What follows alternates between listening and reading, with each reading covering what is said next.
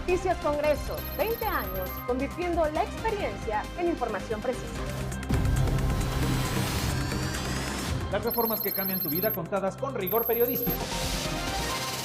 Cada decisión, cada paso legislativo en tu pantalla y al alcance de tus manos. Somos el impulso de la información legislativa, siempre a la vanguardia. Te acercamos a los temas que importan. Sintoniza Noticias Congreso, Noticias Senado, Noticias Diputados y Radio Congreso. Noticias Congreso, tu mirada directa a los cambios que definen el futuro. Donde todas las voces se convierten en voces. Bienvenidas, bienvenidos a Conexión Global, resumen semanal. Yo soy César Aldama y le invito a recorrer el mundo en minutos. Aquí reunimos lo más relevante de la semana, las decisiones que sacuden a los gobiernos, los conflictos que cambian el rumbo de las naciones y los sucesos que están marcando a la comunidad internacional desde América hasta Europa, de África a Asia.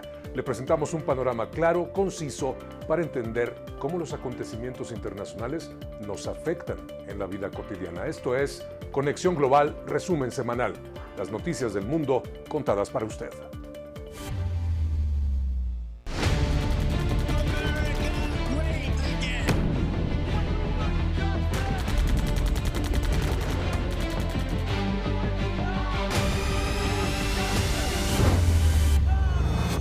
Y así comenzó la semana. En Argentina, Javier Milei consolidó su poder, ¿sí? Una sorpresiva victoria, nueva victoria electoral. Mientras, allá en Beijing, en China y Estados Unidos lograban un preacuerdo para esos momentos comercial que resultaba histórico y que rebajaba la tensión entre las dos principales economías del mundo. Y en el Caribe, el huracán Melissa dejaba a su paso una estela de destrucción. Alcanzó categoría 5. Vamos a ver.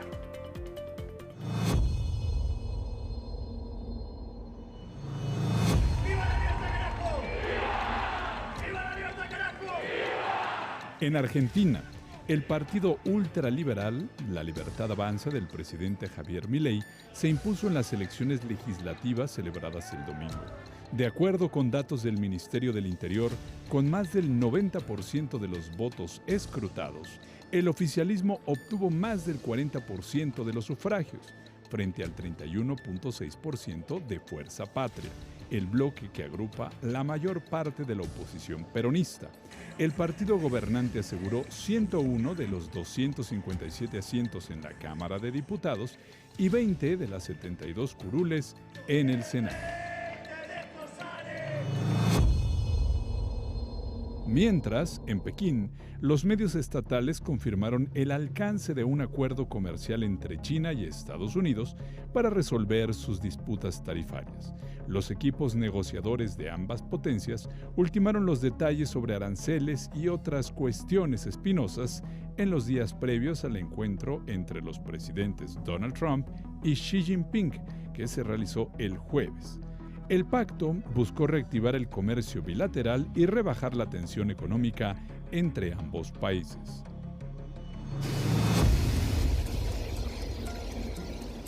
Y al tiempo, en el Caribe, el huracán Melissa se intensificó hasta alcanzar la categoría 5, dejando a su paso daños y alertas en varias islas de la región. El Centro Nacional de Huracanes de Estados Unidos reportó vientos destructivos e inundaciones catastróficas mientras el sistema se desplazaba lentamente entre Jamaica y Cuba. Las autoridades ordenaron evacuaciones masivas y mantuvieron la alerta máxima ante el avance del fenómeno. Terribles imágenes allá en Jamaica y también en Cuba se empieza a conocer la devastación. Milei sí sorprendió porque apenas en septiembre había sido derrotado en la provincia de Buenos Aires. Pero bueno, eso le asegura a Argentina la posibilidad de los $20,000 millones que le prometió Donald Trump. Y sí, faltaban detalles. Hasta el jueves estaba programada la reunión entre Xi y Trump. Pero bueno, eso será más adelante. Por lo pronto, martes 28 de octubre. Martes 28 de octubre, Israel ordenaba reanudar las hostilidades en Gaza tras una nueva ruptura de la tregua que era muy precaria desde el principio.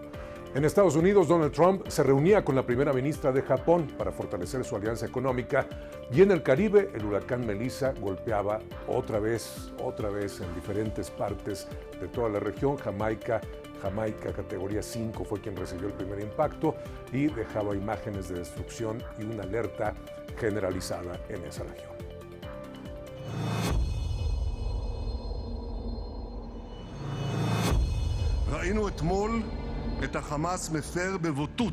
El primer ministro de Israel, Benjamín Netanyahu, ordenó reanudar hostilidades en la Franja de Gaza, tras una reunión de seguridad donde se informó que Hamás devolvió la noche de este lunes los restos de un rehén que se identificaron como parte de un cuerpo recuperado 2 años atrás, lo cual fue calificado por el mandatario como una clara infracción al acuerdo. Medios palestinos informaron de un ataque con drones que mató a 2 personas al este de Khan Yunis y en Rafah.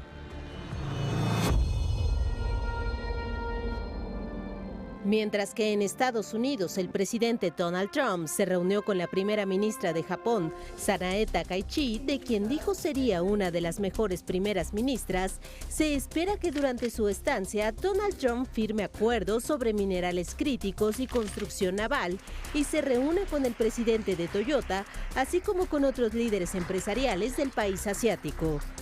Un acuerdo alcanzado en julio establece que Japón podría invertir $550 millones en Estados Unidos, aunque Tokio indicó que solo entre el 1 y el 2% sería inversión directa y el resto estaría cubierto por préstamos y garantías.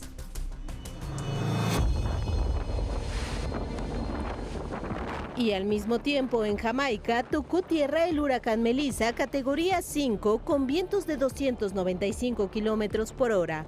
Así lo informó el Centro Nacional de Huracanes de Estados Unidos.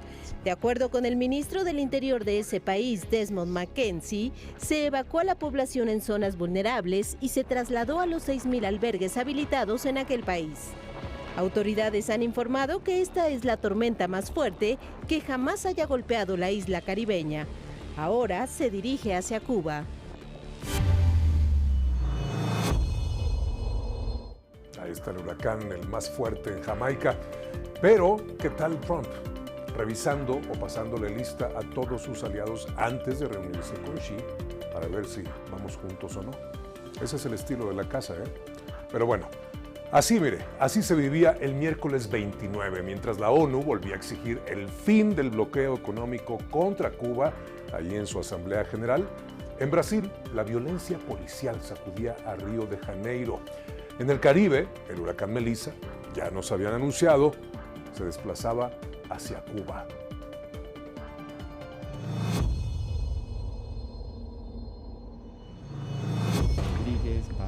Ministro de Relaciones Exteriores de Cuba. La Asamblea General de Naciones Unidas aprobó por 165 votos a favor, 7 en contra y 12 abstenciones la resolución para poner fin al bloqueo económico contra Cuba.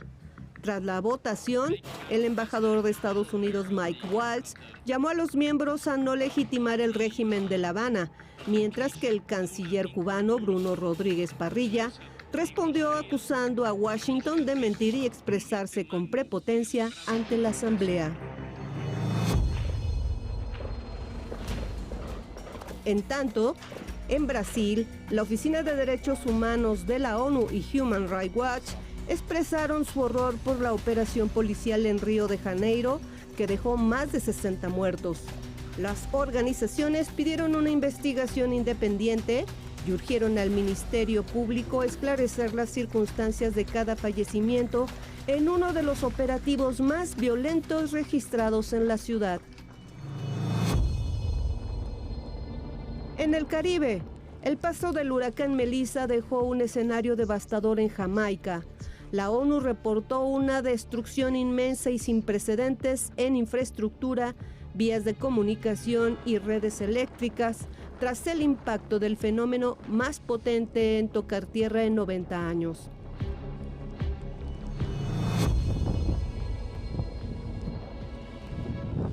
Este huracán arribó a Cuba la madrugada del miércoles con categoría 3, provocando inundaciones y daños masivos en las provincias de Granma, Santiago, Guantánamo, Holguín y Las Tunas. Más de 700,000 personas fueron evacuadas, mientras que reportes internacionales ya contabilizaban al menos 49 muertes en todo el Caribe, 40 en Haití, 8 en Cuba y 1 en República Dominicana, además de varios desaparecidos. Estos sucesos en Brasil tensaban una vez más la relación entre el grupo del expresidente Bolsonaro y el presidente Lula da Silva, porque Río de Janeiro es de un gobernante de extracción derecha, ¿sí? ¿Y qué tal? Cuba en la paradoja absoluta. 31 veces la ONU ha condenado el bloqueo, sí, 31 años consecutivos, y además ahora tiene que recibir ayuda internacional, y Estados Unidos fue de los primeros que dijo, vamos a mandarle ayuda a Cuba. ¿Qué le parece? Paradójico, ¿no? Bueno, llegaba el jueves 30, así se vivía, mientras Donald Trump y Xi Jinping sellaban un nuevo acuerdo comercial en Asia. El mandatario de Estados Unidos abría la puerta a retomar las pruebas nucleares. En Gaza se intensificaba el envío de ayuda humanitaria una vez más, y en España, Pedro Sánchez enfrentaba un duro interrogatorio en el Senado por presunta corrupción.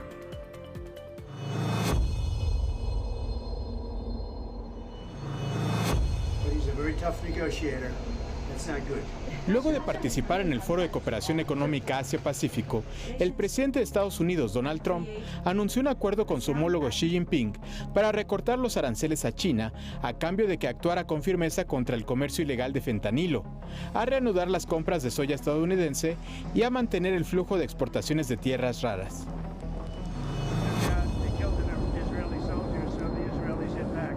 Las conversaciones celebradas en la ciudad surcoreana de Busan marcaron el cierre de la gira relámpago del presidente Trump por Asia. Mientras tanto, sugirió que Estados Unidos podría reiniciar sus pruebas nucleares después de más de 3 décadas de pausa.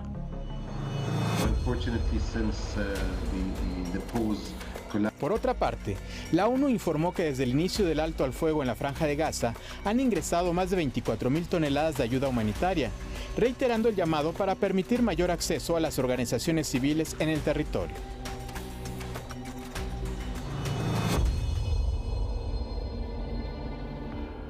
Y en Europa, el presidente del gobierno español, Pedro Sánchez, enfrentó un tenso interrogatorio en el Senado por un escándalo de presunta corrupción. Al interior de su partido socialista, el mandatario calificó la comparecencia como un circo político y negó todas las acusaciones. Estamos ante una burda instrumentalización. Es curioso ver cómo en diferentes democracias, en diferentes países del mundo, los gobernantes son llamados a cuentas. Corrupción, tienes que ir a un tribunal. No pasa en todos lados, desafortunadamente. Bueno, mientras Donald Trump negaba planes de derrocar a Nicolás Maduro en Venezuela, la ONU condenaba los ataques de Estados Unidos en el Caribe y el Pacífico. Y en Asia, Xi Jinping buscaba reconciliar posturas con Canadá y Japón durante la cumbre de la APEC en Corea del Sur.